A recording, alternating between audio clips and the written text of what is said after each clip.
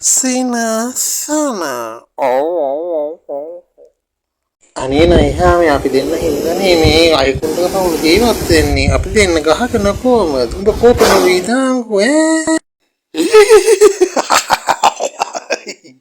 මම පුරුට එන්න කිව්වේ රටේ දින තත්ත්වය අනුව මේ විදිහට තමයි ලේසියෙන්ම ඉන්න පුළුවන් ක්‍රමේ ලයිට් බිලුත් නෑ වතුර බිලුත් නෑ ටැක්ස් බදු මොනවත් නෑනේ ඒක ඇත්ත පව් කියලා කතාව සම්පූර්ණ ඇත්ත රටේ දින විදියට වාහනේ දුවට බෑටි පෙට්‍රල් ඩීසල් ඔක්කොම කඩන් කියලා අපි දෙන්න මේ වැවේ වතුර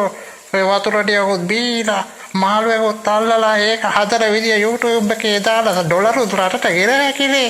අපි දෙන්න හිතන විදියට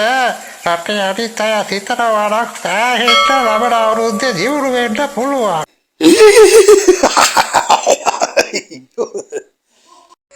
රතුමාමල ගලගෙදරින් එළියට දැම්ම කියන්නේ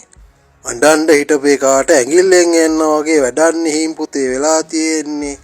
ගලගෙදර නැතුව රට කරන්න බෑ කියයිද දන්නේ නෑ මෙහෙම ගියොත් අලි රැළ ඉතුරු සම්පකාර ටිකත් බිඳිනවා සීයා මොනවා කියනවද මන්දා